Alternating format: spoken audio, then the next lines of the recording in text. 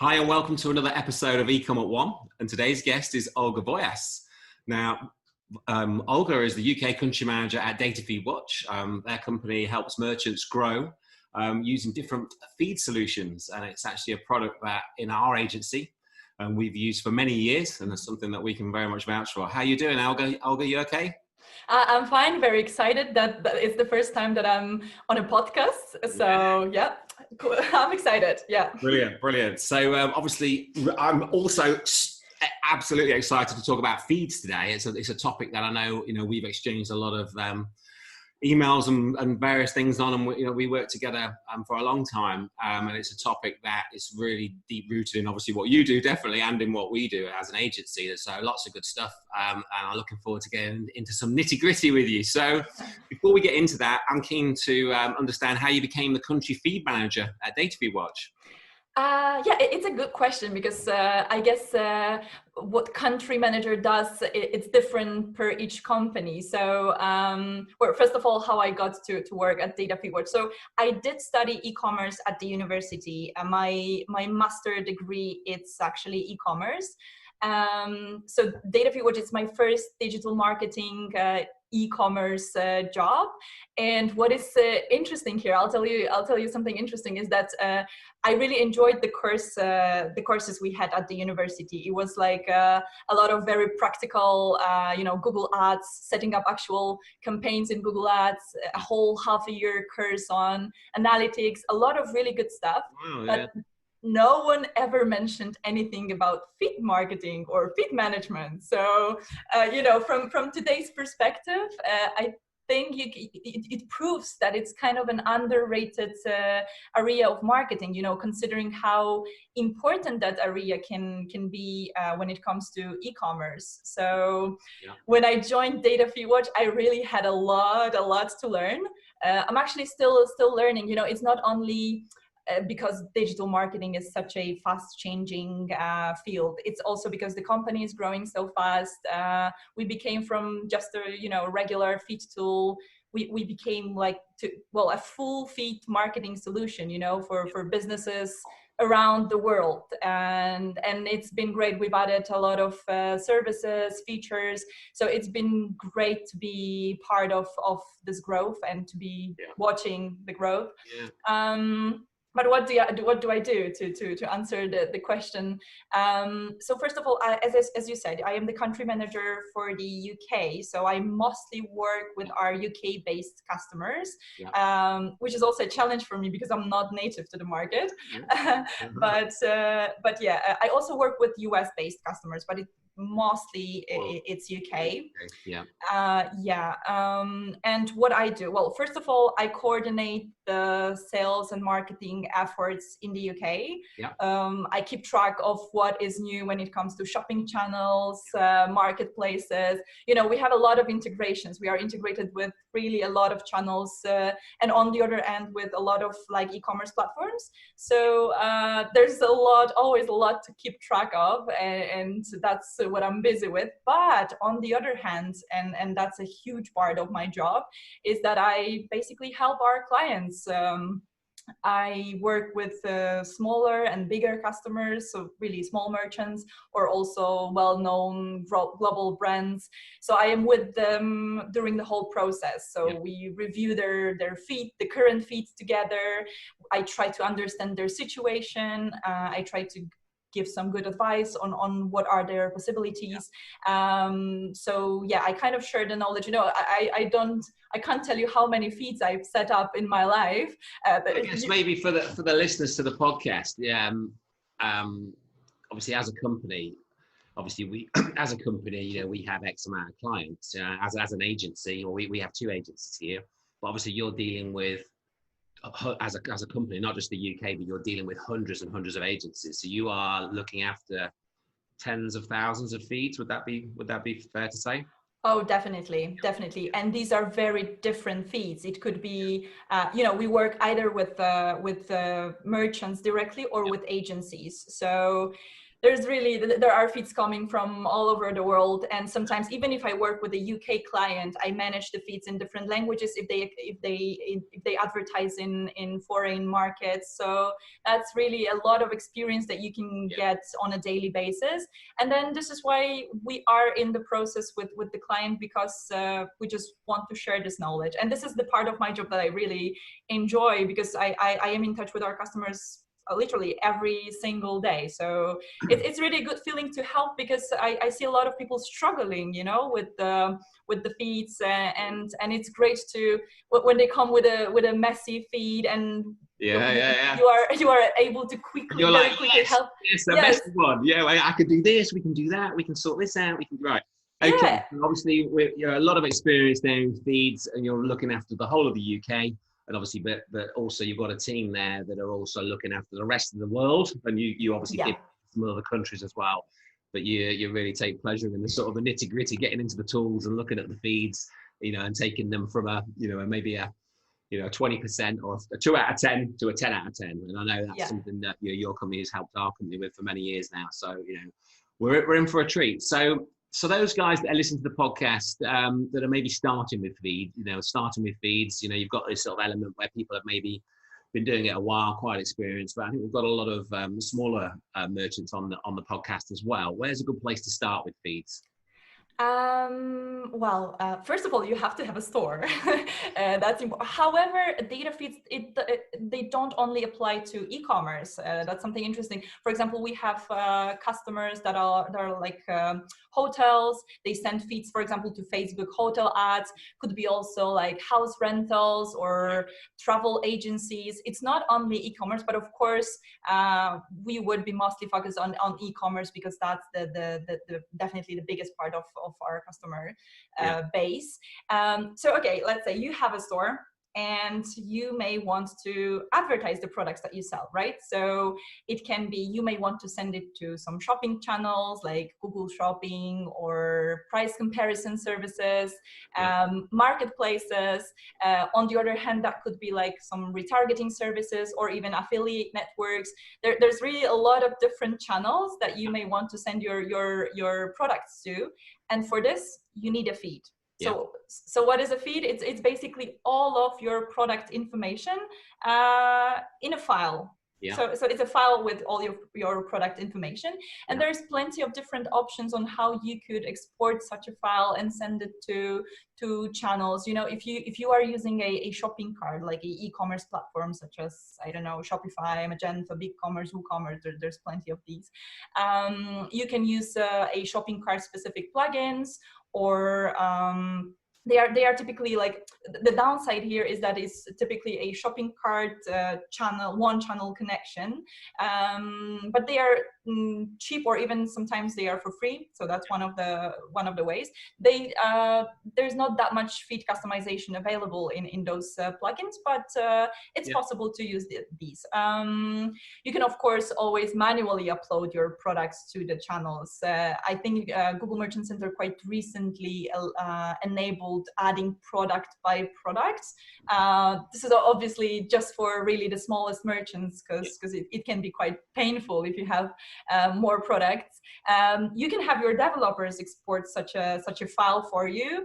However, let's not forget it costs money. The time of developers costs money. Sometimes it's very time consuming to even for the little changes that you want to apply in the feed, you need to spend a lot of time waiting for that. So I did hear a lot of complaints about that. So there's of course always an option for a feed tool. That will be a solution that kind of is an answer to all of the downsides of the other solutions, but it's of course an investment as well. There's it is an investment, but there's really a lot of very affordable feed tools out there, and they are typically tailored for the size of the merchant. So if you're a smaller merchant and you're just starting, you can easily find some good deals there. I think the key there is obviously you need a store. You've obviously got to have a store. We've got to take a feed out. Now there are obviously some tools out there, and you've got developers. Developers can be expensive. The work has been done via various feed tools very cheaply, in comparison to literally a few pounds or dollars or euros, depending on where you're listening, that are going to pull a better feed or a quicker feed and eliminate all that technical challenge.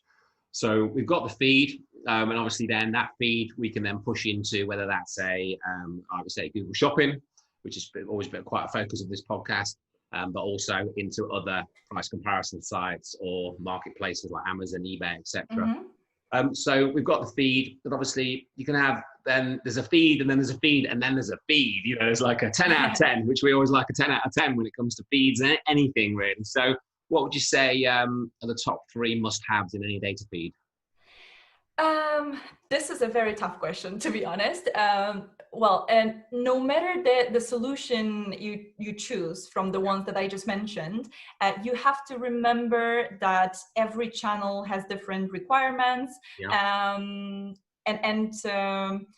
But if I can somehow sum it up, I would always say that you have to be aware of the file format that they require from you and the specific attributes in the feed. So I'm going to skip the file formats and choose some of the attributes that would be important. And as I said, it's a tough question because the requirements are always different, but yeah, because 3 isn't many. Obviously, you've got to have so many, as it won't work. Because obviously, so yeah, I guess maybe should we just adjust the sales slightly and say Google Shopping ads or shopping ads?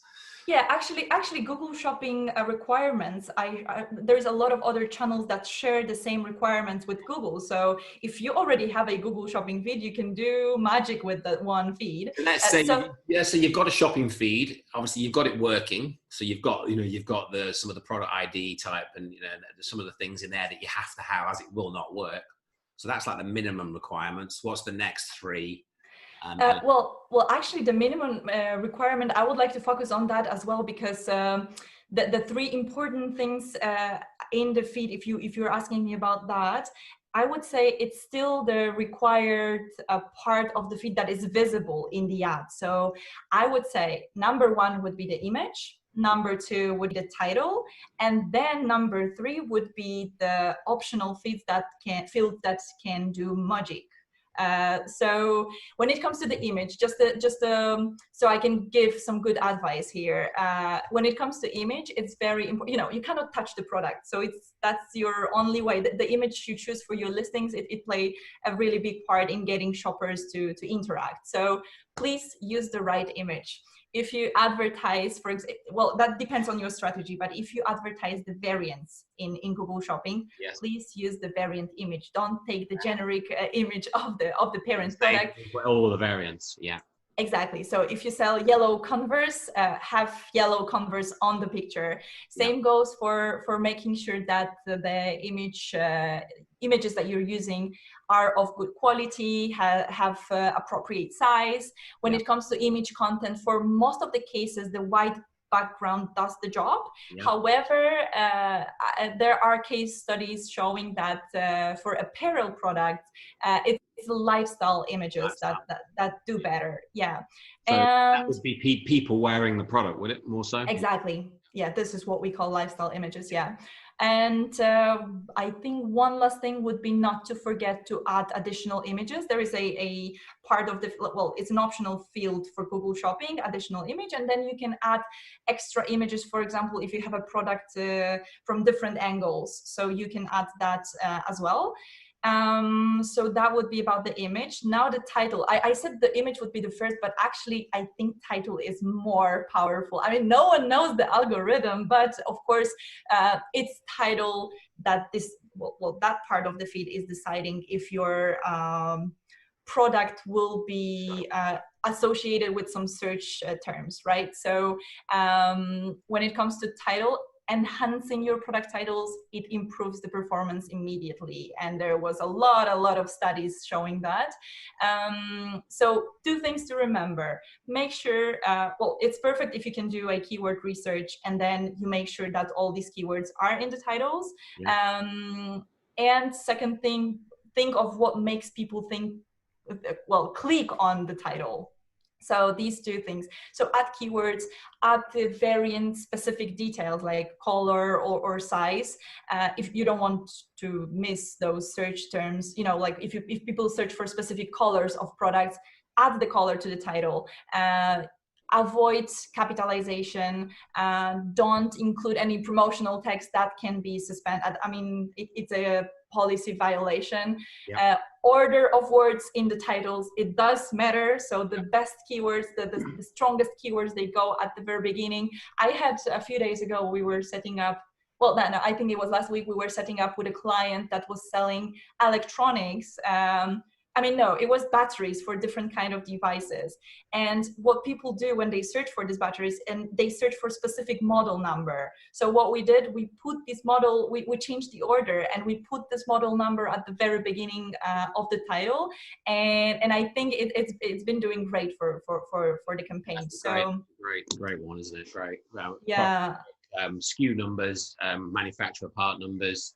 You know, people that obviously the intent on searches like that is crazy. If you've already gone through the fact that you want a 55-inch, you want a Samsung, you want a TV, you want the the XY9 42 55 model, you type in that model number, everybody knows that obviously the intent on searches like that. And if your product titles have got those in, when somebody's searching for them in Google, you know, your shopping ads, product listed ads are going to show a lot. Well, there's a lot more chance, isn't there? You know. Exactly. I mean, this is not going to work for all the verticals, of course. I mean, for apparel products, don't put the model number in the title. But as you said, the electronics, definitely that could work. So that would be the title. And then the power of optional fields that I see a lot of people not really appreciating, or just skipping the optional fields, because the required ones are there, all is fine, approved. That's it. Don't do that. Optional fields can really enrich your product feed and improve the performance of the feeds. What would be your go-to optional feeds then? Optional variables.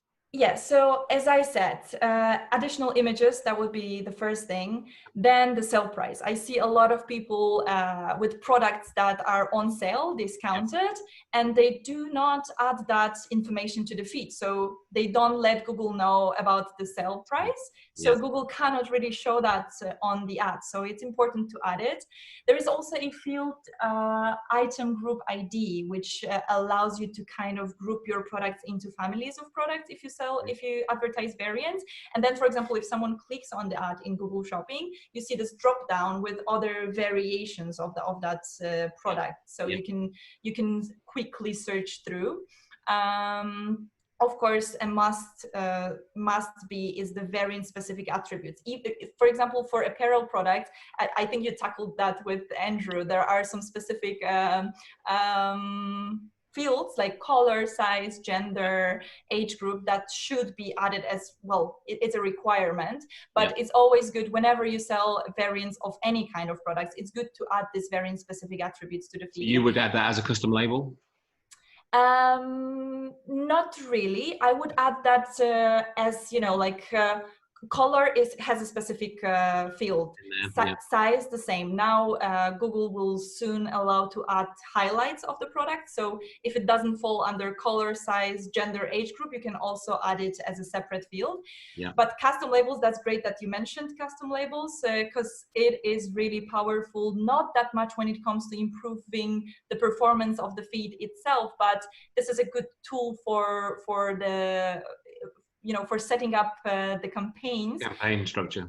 Yeah, if you want to break down the campaign, if you want to group your products based on, I don't know, product type. Actually, for product type, you have a separate field that you can set up, and it's not the same thing as Google category. That's another thing to remember about. Typically, our customers... You're on a roll now. Yeah. We've got a lot of things there, haven't we? We've got, I think that last 8 minutes, that's real gold there, guys. If you're listening into the podcast, those multiple images for the multiple variants, that's one that we see always missed. If somebody's searching for the blue version of this shirt and they see the pink one in the feed, it's like, well, they're not going to buy that product, are they, in reality? And that's just a big problem, but it's quite an easy thing to resolve. Adding in additional data to the titles, and I think we'll park that one for a second, because that can be quite a difficult one, but obviously there's ways to use tools and scripts and automation, so we'll come back to that one, because that's what I think we should dive into, because straight away you speak to merchants, like, well, I can't sit here and change all my products, I can't go into my Magento and change everything. And we're not saying that. We're saying, well, we are potentially saying that, but there's ways to plow through that quite quickly. And then adding in and looking at all these additional attributes that quite often get missed. And I think when you look at that data set as a whole, if you've got blanks in it, that's a problem. So we've got to go through and make sure everything's populated. So I think I'd really recommend to maybe hit pause now on the podcast and rewind 8 minutes and just listen to that piece, because quite often those things, they're quite straightforward, but they are usually missed, because quite often we take a feed, we push it in the merchant, we go, hey, we got 85% through, and then we put our products through. 3 months later, we go, Google Shopping didn't work. And that's because you haven't gone in and really sort of manipulated that feed, adjusted extra data, extra variables in there. So going back to the titles. Oh, yeah, sorry. Just one thing that I think I'm actually going to use this podcast and send it to every new customer that I get. It would be a good idea. Yeah. That sounds great. So obviously you've got 5,000 SKUs, 10,000 SKUs, 20,000 SKUs. I think we've got sort of clients with 30, 40,000 SKUs. Obviously to go through and do some of these things manually is very labor intensive. Now, how can somebody automate some of these processes to make things easier? So as I said, there is at least a few ways on sending a feed from a store to a channel. And then it's great if you can do some manipulation, some optimization, let's call it this way, on the way before you send the feed to the channel. So if your store is built on some e-commerce platform like Shopify, Magento, and so on, typically if you use a plugin or a feed tool like ours, the product information will be pulled from the store into that tool via API, and that's great because whatever will be changing, it's going to be right away visible in in such a data tool. If you have your own solution, you're not using any of these technologies like shopping carts, you can always export the feed into a file and connect it with a feed tool. So it's either the API connection or you have a dynamic feed that you connect with the tool. And then you set up how many times a day you want that to update. Or an API is permanently, when anything's changing, it's pushing it. Exactly. It can be like you can be updating it once a day, but if you want to set up more downloads, it's also possible in most of the feed tools. And what is good, because you asked about the automation, what is good is that typically, I mean, I'm saying that from DataFeedWatch perspective, but what we do after you connect such a store and you choose what channel you want to send the feed to, then we kind of create a default setup. So for example, we know that if you have a Shopify store, your description will be behind the body HTML field. So we set up your feed, but like we have some default values for your feed. So at this point, you should be good to go actually. But of course, there will be part of your feed that you will want to optimize following everything that I just said. So you may want to change the titles, you may want to change the images. So we call it actually mapping. So we have the templates for specific channels, and this is how feed tools work typically. So you have a template of each channel, so you don't really need to know the requirements of the channel because it's on our end. We have it in our backend. Your job would be typically to basically fill out such a template with your product information, and that's what we call mapping. So to make it as automated and as little painful as possible, there is quite a lot of different features that you can use. Typically the system would be based on rules, so you can set up different rules to cover all of your products, not only the current products, and that's an important thing. You don't have to worry if you set up the rules the right way. If you add new products, they should be covered with your rules anyway. So this is the good side of the automation, that you may set up everything once and there is a chance that you will not be getting back to the feed tool for quite a while. And of course we have you can have you can have it all done with very basic mapping, but also there are some very advanced features, very advanced mapping types that you could use. It could be like extracting relevant information from various attributes. Let's say you need to provide a color, but you don't have that in your store as a separate value. You can use a extract from functionality to extract it from the description, for example, or from the title. So an example could be, going back to my TV example, we've got a, maybe the title at the moment says, very basic. It might say Samsung 55-inch TV black, which is a very bad title. Yeah.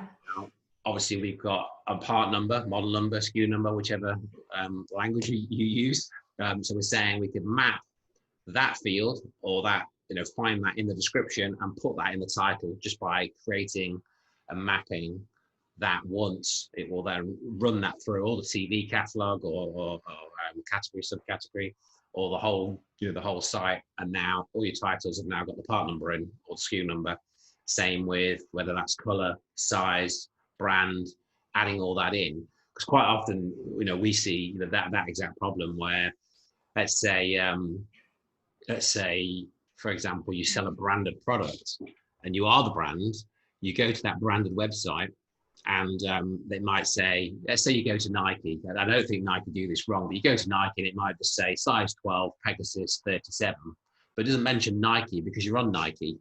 So then you pull that feed, and that actual product title hasn't got the word of the brand in it, because you think, well, I don't need it, I'm already on the brand. And a lot of brands make that mistake when they then use third party, or Google Shopping ads, different platforms. They don't have their brands. So they're wondering why, because they think, well, I'm the brand, we don't need to. Well, you don't need to do it on your website, but when you're trying to use feeds on other people's other platforms, you need to add, it's like a simple little thing. And obviously to add that in, the way you're saying, using the tool, your tool, you can just map, brand, push it in. Every product's now got Nike at the beginning, or whatever that may be.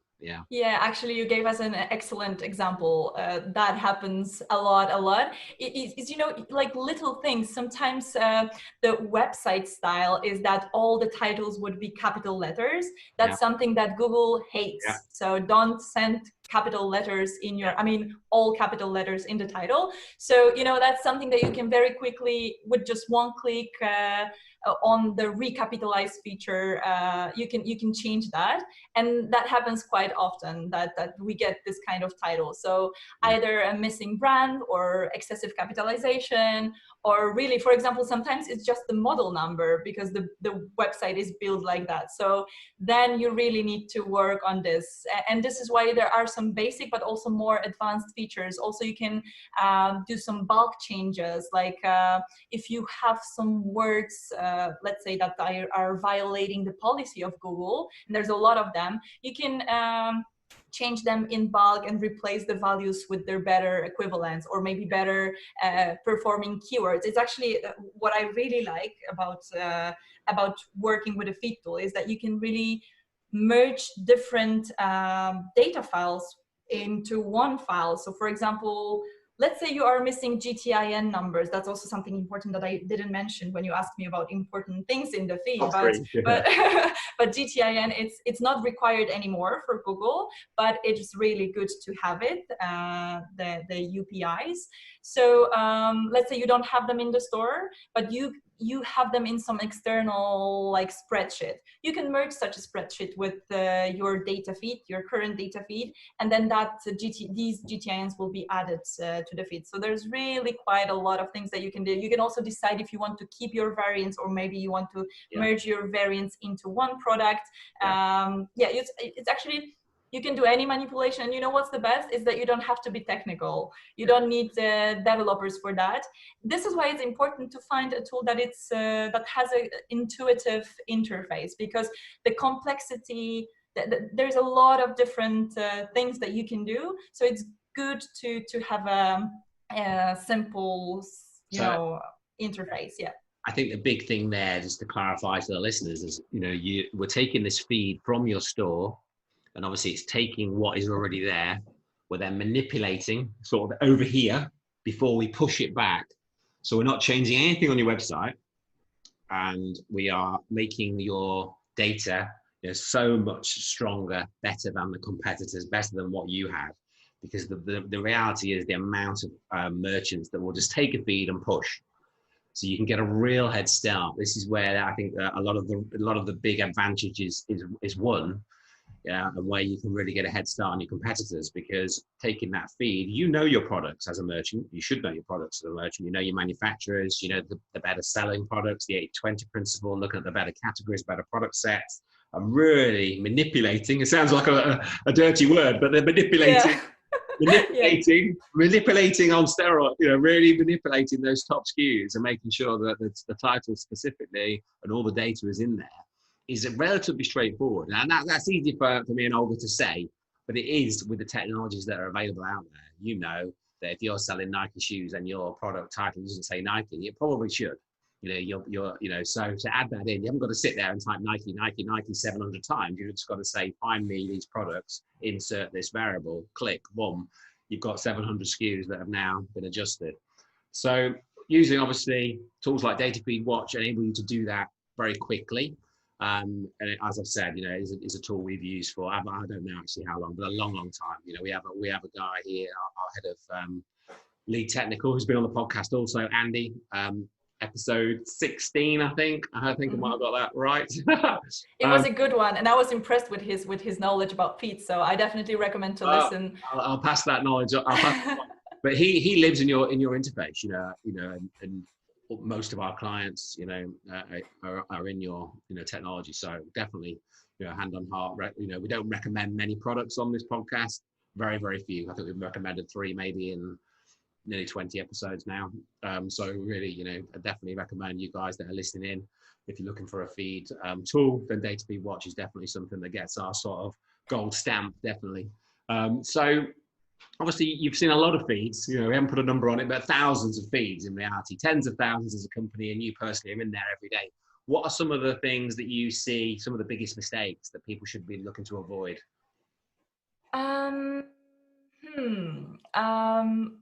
When it comes to feeds, I would say, okay, so it's maybe something more general. I've noticed a lot of people that are, it's a mistake because they are advertising very low margin products, and that's not always the right thing to do. And sometimes they advertise products that for different reasons people will never buy, or they will buy but not in that very specific channel that they send the feed to. So that's one thing. And something much like more related to the feed, I would not agree. Let's say I send my feed to Google Merchant Center, I see 30% of products disapproved, and I say, oh, that's okay, I still have the 70%. And it's, sometimes these are issues that you're not able to fix, but in most of the cases these are just silly mistakes or silly issues that you can easily fix with just a few clicks. So I don't know, if 30% of your products are missing description on the website, and because of that you cannot advertise them, it really doesn't make sense to give up on that, right? So you are lazy, I think is the reality. You need to get somebody on the team to sit there, get them some headphones, get them to sit there and get it exactly sorted. Especially that you do it once and then you're done, and then you can just enjoy the new sales that you're getting from these channels. Those sort of things keep me up at night. If you've got if you can see there's clearly a problem, go, oh, that's okay. It's not, because there's a thing called high score as well in Google, where you're getting points for the health of your feed and the various aspects of your feed. And if you're pushing things through that are clearly wrong, you're not sending you're not getting a good score for that. I could talk about that one all day, but yeah, but it also happens the other way around. It happens that we have people coming to us telling us, let's get rid of the errors, that's what I need, and that's the only thing that I need. So they have the descriptions, images, titles, and then that's it. Google will not show you that your titles are not well optimized. So don't be too comfortable with your feed being 100% approved. Just work on it a little bit more, especially the titles, images, and all those things that I mentioned. And then you will really be able to see the power of feed optimization. Do you have any thoughts on, so let's say you've got a feed, you've got, like you say, obviously there's certain SKUs using this 80-20 principle. something we're very obsessed with. We wrote various books on it over the years. There we go. So yeah, we even wrote a book on the 80-20 principle for Google Shopping. So you've got your feed, and obviously the 20% of the SKUs are making a lot of the money, but maybe you're focusing in the wrong area. You're trying to sort out the disallowed products. What you can use, or some people use and we use, is supplemental feeds to try and break up the different elements of the feed, different types of products. Have you got any thoughts on supplemental feeds? Yeah, the supplemental feeds, well, for example, the inventory feed, like that allows you to, because like by default, your product information will be fetched into Google Merchant Center once a day. But if you want your inventory and prices to be uploaded more often, then of course you can use the inventory field. Then don't forget to set up also the download of your feed from the store as 4 times a day, and yeah, in this case, this supplemental feed like that will work perfectly. But that's for the case when your inventory and prices are changing often. Yeah. Okay. Yeah. Right. So this is going so quick, and I don't feel like we're even halfway there yet. So obviously a lot of things there, a lot of different sort of tips and whatnot. But have you got any like real like secret tips, if you like, that are just like that nobody really knows about, maybe, or certain things that are a little bit less talked about, blogged about, talked about, sort of secret bits and bobs there? Yeah, I mean, I would have a lot of tips on like tricks. Actually, we have like a lot of our customers, they share their tricks, what they do with the feeds via case studies that we publish. We like to share our success stories from our customers a lot. So you can always find this. I'm not going to talk about this because this is not secret. One thing that comes to my mind that would actually be a trick that Google doesn't even recommend, but maybe I would recommend, would be, because it is said that ID field, it doesn't influence the performance of your ads. It's only to identify the product, but the product ID is also this one attribute that is somehow connected with the performance history of your product and with the transaction history of your product. So it has a quality score assigned to it. So what Google say is that, for example, if you're exchanging feeds from one to another, you should keep your IDs the same, so that you don't lose the performance data and Google doesn't see it as a different product. But if you had a very, very bad feed at the beginning and then you optimize it really well, you may want to change your IDs to kind of clear the history. Because if you had a quality score that was very low before and you will keep the same IDs, the bad history of your products may be slowing down your growth. So really consider that while exchanging the feeds when you never heard that before. That is a corker. I like that. I'll be having a chat with Andy next week. yeah, that's really something good to consider and to test, actually, because it's not, I'm not going to say that there was a lot of studies on that case. That's my personal idea. So that's really something to test. Think about if you're, like we touched on some supplemental feed. If you're going to take some of your best-selling products and put them in a supplemental feed, and obviously making sure that you keep the IDs the same, so you're passing that quality score across, which is quite a simple thing to do. And you probably wouldn't change the ID, but you might change the ID. So great. Okay, so something else I want to touch on is CSS Partners. So in terms of like Google Shopping, CSS is something that sort of came into the limelight probably, I think it's about 3 years now. What are your thoughts on CSS? Is it better to be using a different CSS partner to Google? Well, the answer here is simple. Yes, it is definitely worth it. I mean, I would like to point out first that Google Shopping is a CSS. Yes. So everyone who is advertising Google Shopping is connected to a CSS.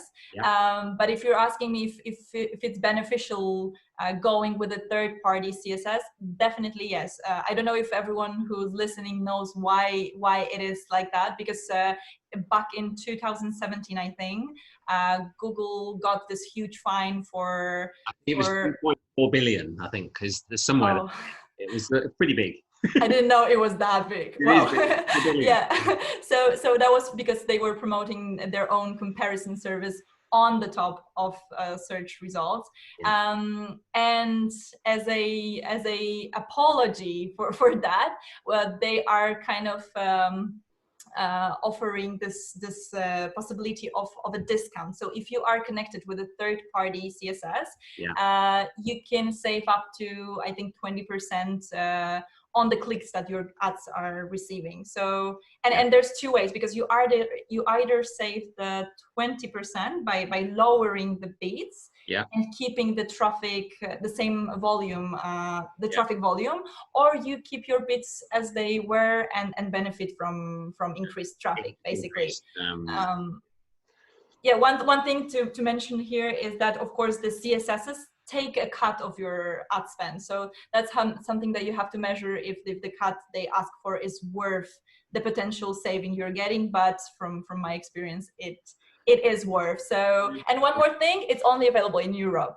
So it's not. It's a Europe specific fine, a Europe specific thing that Google had to do to sort of, I don't think I'll explain this right, but it's almost like making sure that they adhere to the competition rules within Europe. So a lot of CSS is charged. We work with different CSS partners, and all of our clients get access to a CSS for free, which is quite a sort of a unique service for our agency. But yeah, we've definitely seen that, that 20% that is purported out there. It varies, and like you say, you can keep your bids as they were and save the 20%.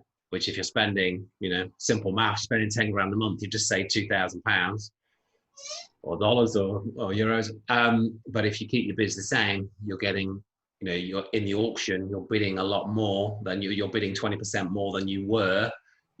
What we've seen is you're getting even more than 20% back. So it's actually it sort of stacks. So we've seen some clients that say, if we keep the math simple, you spend 10 grand a month. So you think, I'll save 8. Well, actually, no. You spend 10 grand a month, leave it where it is. You end up spending more because you're getting better ROAS. So you end up spending. We've had clients that you think, we'll get 10, we'll take it to 8. Now they end up spending 14 because they're getting a better ROAS. So they want us that we then put the bids even more, or we're getting better ROAS at the same level. So it's sort of win-win. It does vary quite a lot, industry to industry, and obviously there's a lot of variables in the auction that you can't really, you don't know. It's not just the bid. Obviously, there's other things as well. The quality of your feed in this case, etc. Yeah, I think there's also one important thing to mention here when it comes to CSSs is that the sooner you join, the better, because it is, I guess, quite safe to forecast that there will be more merchants joining, because why not? Yeah. So if everyone has the advantage of the discount, then no one has it really, right? So it's unbelievable.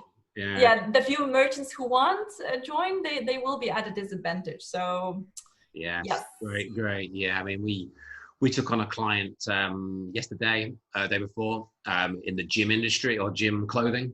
Mm-hmm. And we were obviously searching for a lot of the products, and a lot of very well-named brands that are out there, that we all know are not using a CSS still. It's like unbelievable, and they will be spending probably 100 grand a month on ad, or hundreds of thousands a month on ads, and not using a CSS. So there's a big opportunity there, definitely for the more of the the David v Goliath out there sort of thing. You've got more of a chance on Google Shopping than ever, because you can be one of the small handful of people that's using a CSS. Yeah. Okay, so free Google Shopping has been the sort of the clickbait this last few months when Google announced free Google Shopping listings. It got launched in the US. It's not quite here in Europe yet, and I believe that is because of this problem with the competition laws. So they're still sorting that out, and that's going to come to the UK and Europe soon. But have you got any tips on, or any recommendations to people on this sort of free Google Shopping, how they can appear, how the guys can appear in the listings for that? Well, for now, honestly, we don't have any results, since it's a fresh thing, so I cannot tell you how powerful that can be. Well, the main tip I can give you here is that take advantage of that they are giving you this possibility. Yeah. And make sure, actually here the feed optimization gets even more important, because then you really have to, if you're not really paying for the clicks, you really have to make sure that your feed is good quality. So for now, at this point, I would really focus on getting your feed in a good shape, and then let's see what it does for you for free. So a good time now to prepare, even if you're not spending money, prepare, spend the time to learn some of the things we talked about. And get your feed ready in ship shape. So get it down the gym for a few weeks before Google announce in Europe then that you'll get free shopping listings on the tab, and then you'll be in good shape to obviously start getting some of those clicks. Yeah. So you're seeing it in some of your US clients though, I guess. Sorry. In the clients that DataFeedWatch has in America and the US, you're seeing click through on those. Honestly, I don't have any data, because recently I haven't been working too much with the US customers, but I hope that soon we will be able to share some data. We are quite active on our blog, so I think we are now going through the performance data that we're getting from our clients, and I hope that we will have soon a report on that prepared to understand actually if it's as big as we think it might be. Yeah, it's literally that new, isn't it? It's still feeding through. I think we've got a few US clients, not many to be fair, just a handful, and they have got it. They got the notification came up in the account probably about 3 months ago now, and it's sort of trickling through. But again, we don't have that many US clients in comparison to the UK. So I think stepping away from feeds for a second and looking at e-commerce as a whole. What's the sort of the big shifts you've seen in e-commerce in this last sort of year? Any specific things that people should be doing within e-commerce as a whole? Well, of course, the whole COVID situation.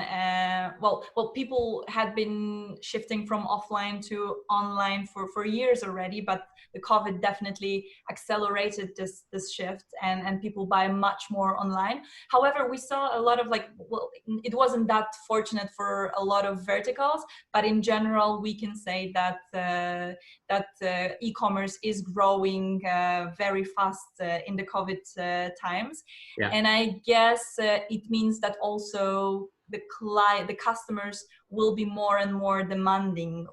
Let's say they will kind of expect a more enjoyable e-commerce experience, and I think that every e-commerce business should have that in mind. From it's very different, many different things, like free shipping or very fast shipping or sorry. Same day shipping. Same day shipping, exactly. 2 days is already too long. So really adjusting to the new challenges, it's really important.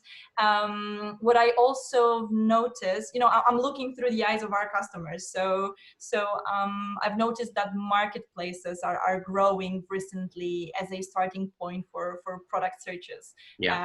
So we have really a lot of customers coming to us because they want to list their products on Amazon. I think the free Google Shopping listings, it's kind of an answer to the marketplaces growing as well. It's kind of a battle between Amazon and Google. So yeah, I would say these two things: adjusting to new challenges, new demanding customers, and also the marketplaces. Obviously, a lot more people coming into most markets. I think Shopify are giving away, or they were giving away 6 months free service, and I guess others are doing deals on things, obviously bringing a lot of new merchants to every industry.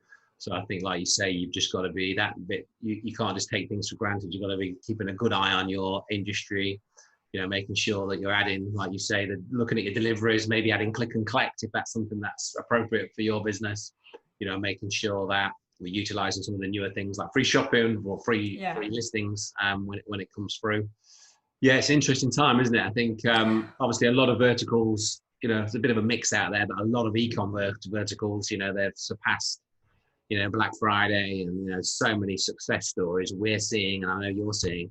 Not all success, but there's definitely a weight there. I think obviously it's not like a bricks and mortar where there's a lot of challenges. E-com so strong. Some of the things we're seeing, it's ridiculous. I almost dusted off my my sort of e-com. I used to run e-com stores for 10 years before we set up the agency, and I was, when this all kicked in, I'm thinking, I was looking at warehouses and stock, and I said, no, stick with it.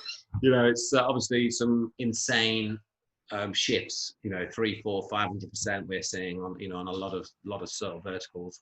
So that's been an absolute blast of absolute sort of quick fire round. Lots of great takeaways there. I think I suggest anybody that's listening in that's still with us now. From my point of view, I've been involved with literally hundreds and hundreds of feeds, hundreds and hundreds of e-commerce stores. And this episode's got some real gems in it, and some real actionable points that I really suggest that, if you've got this far, go back and listen to the damn thing again, because there's some really good things in here. The transcript will be there with the episodes. So all the things that we've talked about, we'll link off. We'll link off the DataFeedWatch and so forth.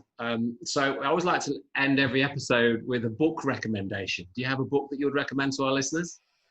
Yeah, I mean, if you would like me to recommend something strictly e-commerce. No, it can be anything. It doesn't matter. I have, so let's do this. Can I have one like a private non-business book and then one e-commerce book? Yeah, is that possible? Perfect. So the e-commerce one would be the Ultimate Guide to E-commerce Growth. It's written by Ian and Mark Hammersley. They are two brothers, 15 years of experience in e-commerce consultancy. So they do have quite a lot to say about the e-commerce growth, that's for sure. And if I can do the private recommendation as well, I am reading, I didn't finish that book yet, but I'm reading maybe this one, it's quite popular. It's Sapiens, A Brief History of Humankind. Do you know that one? I know it, and other people have mentioned it, but I haven't read it.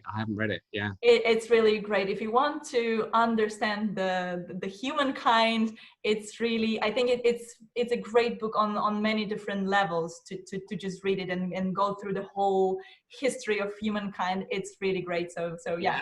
Okay, so we got two recommendations there. Thank you very much. Thank you, Richard, for having me in the podcast. It was really a pleasure.